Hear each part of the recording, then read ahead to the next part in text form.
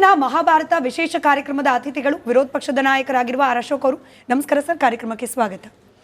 ಹಾಗೆ ಆರ್ ಅಶೋಕ್ ಅವರನ್ನ ಪ್ರಶ್ನೆ ಮಾಡಲಿಕ್ಕೆ ನನ್ನ ಜೊತೆ ನನ್ನ ಸಹೋದ್ಯೋಗಿಗಳು ಕೂಡ ಜಾಯ್ನ್ ಆಗಿದ್ದಾರೆ. ಇವತ್ತಿನ ಮಹಾಭಾರತ ಕಾರ್ಯಕ್ರಮದಲ್ಲಿ ಚಂದ್ರಶೇಖರ್, ಸುರೇಶ್ ಹಾಗೆ ಹನುಮಂತು, ನಾವೆಲ್ಲರೂ ಸೇರಿ ವಿರೋಧ ಪಕ್ಷದ ನಾಯಕರಿಂದ ಒಂದಷ್ಟು ಬಹಳ ಪ್ರಮುಖವಾದ ರಾಜಕೀಯ ಚರ್ಚೆಗಳೇನು ಇತ್ತೀಚೆಗೆ ನಡೀತಿದೆ ಅದಕ್ಕೆ ಸಂಬಂಧಪಟ್ಟ ಉತ್ತರವನ್ನು ಪಡ್ಕೊಳ್ಳೋ ಪ್ರಯತ್ನವನ್ನ ಮಾಡ್ತಾ ಹೋಗ್ತೀವಿ. ಅಶೋಕ್ ಸರ್, ಮೊದಲನೇದಾಗಿ ಈ ಕುರ್ಚಿ ಕಲಹ, ಅಧಿಕಾರ ಹಸ್ತಾಂತರ, ಇದೆಲ್ಲದರ ನಡುವೆ ಬಿಜೆಪಿ ಏನು ಚಳಿಗಾಲದ ಅಧಿವೇಶನದಲ್ಲಿ ನೋ ಕಾನ್ಫಿಡೆನ್ಸ್ ಮೋಷನ್ ಅನ್ನು ಹೊರಡಿಸುವ ನಿರ್ಧಾರ ಮಾಡಿದೆಯಂತೆ. ಇದನ್ನ ನಿಮ್ಮ ಪಕ್ಷದವ್ರು ಎಷ್ಟು ಹೇಳ್ತಿದ್ದೀರೋ ಇಲ್ಲೋ ಗೊತ್ತಿಲ್ಲ, ಆದ್ರೆ ಕಾಂಗ್ರೆಸ್ನ ಪ್ರತಿಯೊಬ್ಬ ನಾಯಕರು ಇನ್ಕ್ಲೂಡಿಂಗ್ ಸಿದ್ದರಾಮಯ್ಯನವರು ಹೇಳ್ತಿದ್ದಾರೆ. ನಿಜವಾ? ಕಾಂಗ್ರೆಸ್ ಅವ್ರಿಗೆ ನೋ ಕಾನ್ಫಿಡೆನ್ಸ್ ಮೋಷನ್ ಬೇಕು ಅಂತ ಅನಿಸುತ್ತೆ. ಯಾಕೆಂದರೆ ಕುರ್ಚಿ ಕಾಳಗ ನಡೀತಾ ಇದೆ.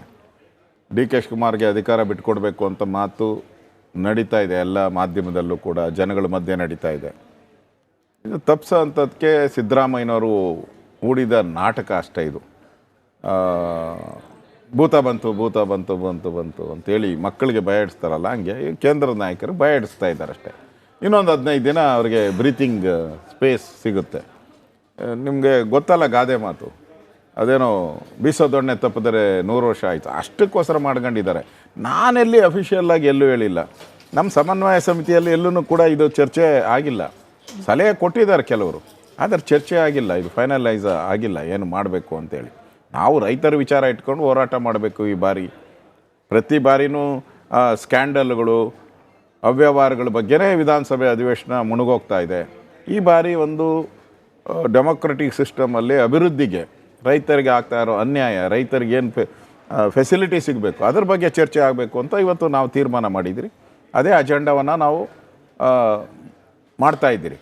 ಆದರೆ ಸಿದ್ದರಾಮಯ್ಯನವ್ರಿಗೆಲ್ಲೋ ಅಧಿಕಾರದ ಹುಚ್ಚು, ಇದು ಒಂಥರ ಫೆವಿಕೋಲ್ ಹಾಕ್ಕೊಂಡು ಅಂಟ್ಕೊಂಬಿಟ್ಟವ್ರೆ ಸೀಟ್ಗೆ, ಬಿಟ್ಕೊಡೋಕ್ಕೆ ತಯಾರಿಲ್ಲ. ನಾನು ವಿರೋಧ ಪಕ್ಷ ಆಗಿ ಹೇಳಿದ್ರೆ ನಿಮ್ಗೇನು ರೀ, ನೀವ್ಯಾರ್ರೀ ಕೇಳೋಕ್ಕೆ ಅಂತಾರೆ. ಆಯಿತು, ಬೇಡ, ನಾನು ಕೇಳೋದು ಬೇಡ. ರಾಜ್ಯದ ಜನ 7 ಕೋಟಿ ಜನ ನೀವು ಹೇಳಿದ್ರಲ್ಲ, ನೀವು ಹೇಳ್ದಂಗೆ ನಾವು ಸರ್ಕಾರ ಕೊಡ್ತೀರಿ, ನೀವು ಹೇಳ್ದಂಗೆ ಕೇಳ್ತೀರಿ, ನಿಮ್ಮ ಮಾತು ಬಿಟ್ಟು ನಾವು ನಡೆಯಲ್ಲ ಅಂತ ಜನಕ್ಕೆ ಭರವಸೆ ಕೊಟ್ಟಿದ್ರಲ್ಲ, ಆ ಜನಕ್ಕೆ ಹೇಳಿ ಯಾರು ಮುಖ್ಯಮಂತ್ರಿ ಅಂತ ಹೇಳಿ. ಕಳೆದ 1 ವರ್ಷದಿಂದ ಬರೀ ಮಾಧ್ಯಮದಲ್ಲಿ ಇದೇ ಓಡ್ತಾ ಇದೆ, ಜನಗಳ ಮಧ್ಯೆ ಇದೇ ಓಡ್ತಾ ಇದೆ. ಸತ್ಯಮೇವ ಜಯತೆ ಅಂತ ಒಬ್ಬರು ಹೇಳ್ತಾರೆ, ಪುಣ್ಯಕೋಟಿ ಹಾಡು ಹೇಳ್ತಾರೆ, ವರ್ಡ್ ಈಸ್ ವರ್ಲ್ಡ್ ಅಂತ ಹೇಳ್ತಾರೆ ಒಬ್ಬರು. ಸಿದ್ದರಾಮಯ್ಯ ನಾನೇ 5 ವರ್ಷ ಮುಖ್ಯಮಂತ್ರಿ, ನಾನೇ ಬಡ್ಜೆಟು ಅಂತಾರೆ. ಯಾವುದನ್ನು ನಂಬಬೇಕು ನಾವು? ಒಂಥರ ಅತಂತ್ರ ಔಟಿದೆ, ಇಡೀ ರಾಜ್ಯ ಅತಂತ್ರ ಔಟಿದೆ. ಅಧಿಕಾರ ಯಾರು ನಡೆಸ್ತಾವ್ರೆ? ಡಿ ಕೆ ನಡೆಸ್ತಾವ್ರ, ಸಿದ್ದರಾಮಯ್ಯ ನಡೆಸ್ತಾವ್ರ? ಇದು ಅತಂತ್ರ ಆಗಿದೆ. ಮತ್ತು ಅಧಿಕಾರಿಗಳು ಮಜಾ ಹೊಡ್ಕೊಂಡಿದ್ದಾರೆ ಆರಾಮ್ಸೆ, ಏನೂ ಕೆಲಸ ಮಾಡ್ತಾಯಿಲ್ಲ. ನಾನು ಮೊನ್ನೆ ರಿವ್ಯೂ ಮಾಡಿದೆ ಅಧಿಕಾರಿಗಳು, ಇಲಾಖೆಗಳು ಯಾರು 10% ದಾಟೇ ಇಲ್ಲ. ಆಗಲೇ ಆಲ್ಮೋಸ್ಟ್ ಆಲ್ ಮುಗಿತಾ ಬಂತು ಅವ್ರದ್ದು ಟರ್ಮ್ 1 ವರ್ಷದ್ದು. ಹಿಂಗೆ ಮಾರ್ಚ್ ಬಂದರೆ ಇನ್ನೊಂದು ಬಡ್ಜೆಟ್ ಮಂಡನೆ ಮಾಡಬೇಕು ಫೆಬ್ರವರಿಯಲ್ಲಿ.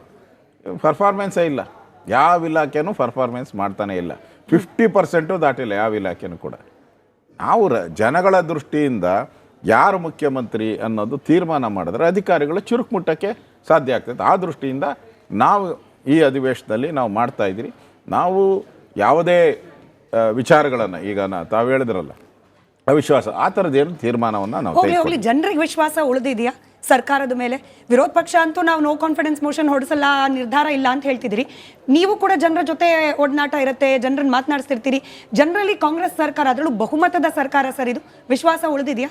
ಪೂರ್ತಿ ವಿಶ್ವಾಸ ಕಳ್ಕೊಂಬಿಟ್ಟಿದೆ. ಯಾವ ಸರ್ಕಾರ ಜನಗಳಿಗೆ ರಕ್ಷಣೆ ಕೊಡಬೇಕಾಯಿತು, ಯಾವ ಸರ್ಕಾರ ಬ್ಯಾಂಕ್ಗಳಿಗೆ ರಕ್ಷಣೆ ಕೊಡಬೇಕಾಯಿತು, ಇವತ್ತು ಆ ಸರ್ಕಾರ ಇವತ್ತು ಪೊಲೀಸ್ ಕಮಿಷನರ್ ಆಫೀಸ್ ಮುಂದ್ಗಡೆನೇ ಪೊಲೀಸ್ ಕಾನ್ಸ್ಟೇಬಲ್ಲು ಒಬ್ಬರದ್ದು 8 ಲಕ್ಷ ರೂಪಾಯಿ ಹೊಡ್ಕೊಂಡು ಹೋಗ್ತಾನೆ. ಯಾರು ಕಾಪಾಡಬೇಕು ಅಂದರೆ ಬೇಲಿನೇ ಎದ್ದು ಹೊಲ ಮೇಯ್ತಾ ಇದೆ. ಮೊನ್ನೆ ಜಯನಗರದಲ್ಲಿ 7 ಕೋಟಿ ರೂಪಾಯಿ ಆಡಾಗಲೇ ಲೂಟಿ, ಪೊಲೀಸವರೇ ಅದರಲ್ಲೂ.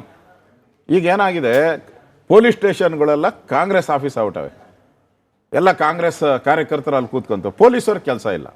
ಅವ್ರೇನು ಮಾಡ್ತಾ ಇದ್ದಾರೆ, ಆದಿ ಬೀದಿಗಳಲ್ಲಿ ಬಂದು ಪಿಕ್ ಪ್ಯಾಕೆಟು, ಕಳ್ತನ ಅವ್ರು ಶುರು ಮಾಡ್ಬಿಟ್ಟು. ಕ್ಷಮೆ ಇರಲಿ ಸರ್, ಹಿಂಗೆ ಮಾತನಾಡೋದು ಪೊಲೀಸ್ ಇಲಾಖೆಗೂ ಮಾಡೋ ಅವಮಾನ ಅಲ್ವಾ? ಹೌದು, ನೀವು ಕೂಡ ಹೋಮ್ ಮಿನಿಸ್ಟರ್ ಆಗಿದ್ದವರು. ನಾನು ಹೇಳ್ತಾ ಇರೋದು, ಇವ್ರು ಹೋಗಿ ಕೂತಿರೋದಕ್ಕೆ ಅವರೆಲ್ಲ ಬೀದಿಗೆ ಬಂದಿದ್ದಾರೆ. ಇವತ್ತು DG ಏನು ಹೇಳಿದ್ದಾರೆ ನೆನ್ನೆ ಸಭೆ ಮಾಡಿ, ಇಡೀ ಪೊಲೀಸ್ ಇಲಾಖೆಗೆ ಅವಮಾನ ಆಗಿದೆ, ಪೊಲೀಸರು ಯಾರನ್ನು ನಂಬ್ತಾ ಇಲ್ಲ ಅಂತ. ನಾನೆಲ್ಲ ಹೇಳ್ತಾ ಇರೋದು, DG ಸಲೀಂ ಅವರು ಹೇಳಿದ್ದಾರೆ ನೆನ್ನೆ. ನಾನು ಹೋಮ್ ಮಿನಿಸ್ಟರ್ ಆಗಿದ್ದೀನಿ, ಕೆಲಸ ಮಾಡಿದ್ದೀನಿ. ಪೊಲೀಸ್ ಇಲಾಖೆ ಒಂಥರ ಮಿಲಿಟ್ರಿ ಆದಮೇಲೆ ಇರೋವಂಥ ಒಂದು ಇಲಾಖೆ, ಅಷ್ಟೇ ಶಿಸ್ತು ಎಲ್ಲ ಇರಬೇಕು. ಇವತ್ತು ಈ ಸರ್ಕಾರ ಬಂದ ಮೇಲೆ ಪೊಲೀಸರು ಎಲ್ಲ ಕಡೆ ಲೂಟಿ. ಹಿಂದೆ ಸಿದ್ದರಾಮಯ್ಯನವರು ಇದ್ದರು, ಅಲ್ಲೆಲ್ಲ ಮೈಸೂರಲ್ಲಿ ಒಬ್ಬ ADGP ರ್ಯಾಂಕ್ ಅವನೊಬ್ಬರು ಯಾರೋ ಚಿನ್ನ ತಗೊಳ್ತಾ ಇದ್ರೆ ಅದನ್ನು ಕದ್ದು ಸಿಕ್ಕಾಕೊಂಡು ಅದ್ರ ಮೇಲೆ ಕೇಸ್ ಆಯಿತು. ಕಾಂಗ್ರೆಸ್ ಬಂದಾಗೆಲ್ಲ ಈ ಥರ ಆಗ್ತಾ ಇದೆ. ಅದು ಸಮಸ್ಯೆ ಆಗಿರೋದು. ಪೊಲೀಸರು ತಪ್ಪಲ್ಲ ಅಂತ ನಾನು ಹೇಳ್ತಾ ಇರೋದು, ಆಡಳಿತ ಮಾಡೋರು ತಪ್ಪು. ಒಳ್ಳೆ ಪೊಲೀಸವ್ರಿಗೆ ಅವಕಾಶ ಇಲ್ಲ, ಒಳ್ಳೆ ಕೆಲಸ ಮಾಡೋ ಪೊಲೀಸವ್ರಿಗೆ ಪೋಸ್ಟಿಂಗ್ ಇಲ್ಲ. ನೀವು ಯಾರು ಕಳ್ತನ ಮಾಡ್ತಾರೋ ಅವ್ರಿಗೆ ಪೋಸ್ಟಿಂಗ್ ಕೊಟ್ಟಿದ್ದೀರ. ನಮ್ಮ ರಾಜ್ಯದ ಪೊಲೀಸರಿಗೆ ಒಂದು ಗೌರವ ಇತ್ತು ಇಡೀ ದೇಶದಲ್ಲಿ, ಆ ಗೌರವನ ಹಾಳು ಮಾಡಿದ್ದೀರ. ಅದು ಸಮಸ್ಯೆ ಆಗಿರತಕ್ಕಂಥ. ಜೈಲಲ್ಲಿ ಎಣ್ಣೆ ಪಾರ್ಟಿ, ಟೆರರಿಸ್ಟ್ಗಳ ಕೈಯಲ್ಲಿ ಮೊಬೈಲು, ಇದಕ್ಕೆ ಪೊಲೀಸ್ ಹೊಣೆನ ಆಗಿದ್ರೆ ಆಡಳಿತ ನಡೆಸೋರು ಹೊಣೆನ, ಇಲಾಖೆ ಹೊತ್ತಿರೋ ಜವಾಬ್ದಾರಿ ಹೊತ್ತಿರೋ ಹೊಣೆನ? ಯಜಮಾನರೇ, ಯಥಾ ರಾಜ ಅದೇನು ಹೇಳ್ತಾರಲ್ಲ, ತಥಾ ಪ್ರಜಾ ಹಂಗಾಗಿದೆ ನಮ್ಮ ಕಥೆಯನ್ನು. ರಾಜ ಸರಿ ಇದ್ದರೆ ಎಲ್ಲರೂ ಸರಿ ಇರ್ತಾರೆ. ರಾಜನೇ ನೀವು ಶುರು ಮಾಡಿದ್ರೆ ಏಸ್ಗೆ ತಿನ್ನಕ್ಕೆ ಎಲ್ಲರೂ ಶುರು ಮಾಡ್ತಾರೆ, ನಾವು ಶುರು ಮಾಡ್ತೀರಿ. ಇವತ್ತು ಮುಖ್ಯಮಂತ್ರಿ ಆದವರು ಒಂದು ಕಟ್ಟುನಿಟ್ಟಿನ ತೀರ್ಮಾನಗಳನ್ನು ತೆಗೆದುಕೊಂಡು ಇಲಾಖೆಯನ್ನು ಸರಿ ಮಾಡಬೇಕಾಯಿತು. ಯಾರು ಮಾಡ್ತಾ ಇದ್ದಾರೆ ಇವತ್ತು ಆ ದರ್ಶನ್ ಕೇಸ್ ಆಯಿತು, ಸಿಗರೇಟ್ ಸೇದಿದ್ದು, ನೀವು ಸುಪ್ರೀಂ ಕೋರ್ಟ್ವರೆಗೂ ಹೋದ್ರಿ.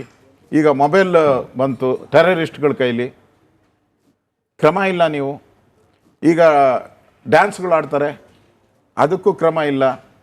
ಇಡೀ ಇಂಡಿಯಾದಲ್ಲೇ ಜೈಲಲ್ಲಿ ನಿಮಗೆ ಡಿಸ್ಟಿಲರಿ ಓಪನ್ ಮಾಡೋಕ್ಕೆ ಆಗಿದೆ ಅಂತ ಹೇಳಿದ್ರೆ ಕರ್ನಾಟಕದಲ್ಲೇ ಫಸ್ಟ್ ಮಾತ್ರ. ಇಷ್ಟು ಮಾಡ್ತಾ ಇದ್ದಾರೆ ಅಂತ ಹೇಳಿದ್ರೆ ಮುಖ್ಯಮಂತ್ರಿ ಸರ್ಕಾರ ಬದುಕಿದೆಯಾ ಸತ್ತಿದೆಯಾ ಅಂತ. ಬಟ್ ಒಗ್ಗಟ್ಟಿನ ಮಂತ್ರದ ಸಲುವಾಗೇನೆ ಅಲ್ವಾ ಇವಾಗ no motion no confidence motion ಅಂತ ಹೆಸರಿಟ್ಕೊಂಡು ಸಿದ್ದರಾಮಯ್ಯನವರೇ ಒಗ್ಗಟ್ಟಿನ ಮಂತ್ರ ಹೇಳ್ಕೊಟ್ಟಿದ್ದಾರಂತೆ. ಎಲ್ಲಾ ಸಚಿವರು ಕೂಡ ಕಡ್ಡಾಯವಾಗಿ ಹಾಜರಾಗಿರ್ಬೇಕು, ಎಲ್ಲಾ ಶಾಸಕರು ಕೂಡ ಕಾಂಗ್ರೆಸ್ನ ಪರವಾಗಿ ಸರ್ಕಾರದ ಪರವಾಗಿ ನಿಲ್ಲಬೇಕು ಅಂತೇಳಿ. ಅಂದ್ರೆ ನೀವಾಗ್ಲೇ ಹೇಳ್ದಾಗೆ ಬಿಜೆಪಿ ಭೂತ ತೋರಿಸ್ಬಿಟ್ಟು ತಮ್ಮ ಶಾಸಕರನ್ನ ತಮ್ಮ ನಾಯಕರನ್ನ ಹಿಡಿದಿಟ್ಕೊಳ್ಳೋ ಪ್ರಯತ್ನ ಮಾಡೋ ಅನಿವಾರ್ಯತೆ ಬಂದ್ಬಿಡ್ತಾ ಸಿದ್ದರಾಮಯ್ಯ? ಗ್ಯಾರಂಟಿ ಹಿಡ್ತಾ ಹೋಗಿರೋದಕ್ಕೆ ಅವರು. ಈಗ ಒಬ್ಬ ಮುಖ್ಯಮಂತ್ರಿ ಇವೆಲ್ಲ ಹೇಳೋ ಅವಶ್ಯಕತೆನೇ ಇಲ್ಲ. ಆಟೋಮೆಟಿಕ್ಕಾಗಲ್ಲಿ ಇವೆಲ್ಲ ನಡಿಬೇಕು, ಹಾಗೆ ನಡಿಬೇಕು, ಖಡಕ್ಕಿರಬೇಕು. ಒಬ್ಬ ಮುಖ್ಯಮಂತ್ರಿ ಕರೆದ್ಬಿಟ್ಟು ನೋಡಿ ಸರಿಯಾಗಿರಪ್ಪ ಅಂತ ಹೇಳಿದ್ರೆ ಹಂಗಾರೆ ದಾರಿ ತಪ್ಪಿದ್ದಾರೆ ಅಂತ ಅರ್ಥನ? ಮಂತ್ರಿಗಳೆಲ್ಲ ಕರೆದ್ಬಿಟ್ಟು ನೀವೆಲ್ಲ ಸಮರ್ಥವಾಗಿ ಉತ್ತರ ಕೊಡಬೇಕು ಅಂದರೆ ಅಸಮರ್ಥರು ಅಂತಾನೆ. ಬೀಸೋ ದೊಣ್ಣೆಯಿಂದ ಪಾರಾದರೆ 100 ವರ್ಷ ಆಯಸ್ಸು ಅಂತಾರೆ. ಈ ಸರ್ಕಾರಕ್ಕೆ ಈಗ ಬೀಸೋ ದೊಣ್ಣೆಯಿಂದ ಪಾರಾಗಿದ್ದಾರೆ, ಹಾಗಾದರೆ ಎಷ್ಟು ವರ್ಷ ಆಯಸ್ಸು? ನೋಡಿ, ಇಲ್ಲಿ DK ಶಿವಕುಮಾರೂ ಕೂಡ ಅವರೂ ಛಲವಾದಿ. ಅವನು ಒದ್ದು ಕಿತ್ಕೊಂತೀನಿ ಅಂತ ನಾನು ಅಸೆಂಬ್ಲಿಯಲ್ಲೇ ನನಗೆ ಹೇಳಿದ್ದೆ, ಒದ್ದು ಕಿತ್ಕೊಂತೀನಿ ಅಂತ. ಅವರು ಜನಪದನ್ನು ಹೋಗಿ ಓದಿತಾರೋ ಇಲ್ಲ ಸಿದ್ದರಾಮಯ್ಯನ ಮನೆ ಬಾಕಲು ಓದಿತಾರೋ ಗೊತ್ತಿಲ್ಲ, ಒದ್ದಂತೂ ಕಿತ್ಕೊಂತಾರೆ. ಆಡಳಿತ ಈಗ ಅಧಿಕಾರ ಬೇಕು ಇವ್ರಿಗೆ. ಸಿದ್ದರಾಮಯ್ಯನಿಗೆ ಅಧಿಕಾರ ಉಳಿಸ್ಕೊಬೇಕು, DKಗೆ ಅಧಿಕಾರ ಕಿತ್ಕೊಬೇಕು. ಅದರಿಂದ ಈ ಒಡೆದಾಟದಲ್ಲಿ ಎಲ್ಲಿ ಏನಾಗೋತೋ ಅಂತ ಯಾರಿಗೂ ಗೊತ್ತಿಲ್ಲ. ಜನನೂ ಕೂಡ ಒಂಥರ ದಿಗ್ಭ್ರಾಂತಿ ಆಗಿದ್ದಾರೆ. ಎಂಥ ಸರ್ಕಾರ ನಾವು ಎಲೆಕ್ಟ್ ಮಾಡಿಬಿಟ್ರಪ್ಪ, ಏನೋ ಗ್ಯಾರಂಟಿ ಕೊಡ್ತಾರೆ ಅಂತ ಆಸೆಯಿಂದ ಮಾಡಿಬಿಟ್ರಿ. ಈ ನಮ್ಮ ಬದುಕೇ ಗ್ಯಾರಂಟಿ ಇಲ್ಲ. ಈಗ ನಮ್ಮ ಬದುಕೇ ಅತಂತ್ರ ಬೀದಿಗೆ ಬಂದ್ಬಿಟ್ಟೈತೆ. ತೆರಿಗೆಗಳ ಮೇಲೆ ತೆರಿಗೆ, ಎಲ್ಲ ಆಲ್ಕೋಹಾಲು, ಹಾಲು, ಬಟ್ಟೆ, ಸ್ಟ್ಯಾಂಪ್ ಡ್ಯೂಟಿ, ಮನೆ ತೆರಿಗೆ, ಕಸದ ತೆರಿಗೆ, ಎಲ್ಲ ತೆರಿಗೆ ಹಾಕಿ ಸಾಯಿಸ್ತಾ ಇದ್ದಾರೆ. ಯಾಕನ ಈ ಸರ್ಕಾರ ಬೇಕು, ತೊಲಗೋಗ್ಲಿ ಅನ್ನೋ ಸ್ಥಿತಿಯಲ್ಲಿ ರಾಜ್ಯದ ಜನ ಇದೆ. ಒತ್ಕಿತ್ಕೊಳ್ಬೇಕು ಅನ್ನೋ ಹಂಗಿದ್ರೆ ನವೆಂಬರ್ನಲ್ಲೇ 2.5 ವರ್ಷ ಆದ ತಕ್ಷಣ ಒದಿತಾ ಇದ್ರೇನು. ಬಟ್ ಶಾಂತಮೂರ್ತಿ ತರದಲ್ಲಿ ಕಾಣ್ತಾ ಇದ್ದಾರೆ DK ಶಿವಕುಮಾರ್ ಅವರು. ದೇವ್ರ ಜಪ ಮಾಡ್ತಿದ್ದಾರೆ, ಸ್ವಾಮೀಜಿಗಳ ಭೇಟಿ ಮಾಡ್ತಿದ್ದಾರೆ, ದೇವಸ್ಥಾನಗಳಿಗೆ ಹೋಗ್ತಾ ಇದ್ದಾರೆ. ಯಾಕೋ ಒತ್ಕಿತ್ಕೊಳ್ಳೋ ಮೆಂಟಾಲಿಟಿಯಿಂದ ಆಚೆ ಬಂದಿದ್ದಾರೆ ಅನ್ನಿಸ್ತಾ ಇಲ್ವಾ DK ಶಿವಕುಮಾರ್ ಅವರು? ಅವು ಜಾಯಮಾನದಲ್ಲೇ ಬರಲ್ಲ. DK ಶಿವಕುಮಾರ್ ಜಾಯಮಾನದಲ್ಲಿ ಬರಲ್ಲ. ಅವ್ರು ಹೇಳಿದಾರಲ್ಲ, ನಾನು ಬಂಡೆ ಅಂತೇಳಿ ಬರಲ್ಲ 100%. ಅವರು ಈ ಅವಿಶ್ವಾಸ ನಿರ್ಣಯ ಅನ್ನೋ ಒಂದು ಭೂತನ ಬಿಟ್ಕೊಂಡು ಅದರ ಮೇಲೆ ಮುಖ್ಯಮಂತ್ರಿಗಳು ಮ್ಯಾನೇಜ್ ಮಾಡ್ತಾ ಇದ್ದಾರೆ ಅಷ್ಟೇ. ನೋಡಿ, ಅರ್ಧ ಪಿಕ್ಚರ್ ಆಗಿದೆ ಅಷ್ಟೇ, ಬಾಕಿ ಇಂಟರ್ವಲ್ ಅಷ್ಟೇ. 20ನೇ ತಾರೀಕು ರಿಯಲ್ ಪಿಕ್ಚರ್ ಬರ್ತೈತೆ, ರಿಯಲ್ KGF.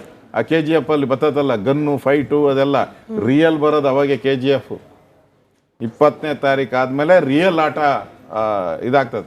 ಫಸ್ಟ್ ಹಾಫ್ ಇದು, ಸೆಕೆಂಡ್ ಹಾಫೇ ನಿಮಗೆ ಟ್ವಿಸ್ಟ್ ಇರೋದು.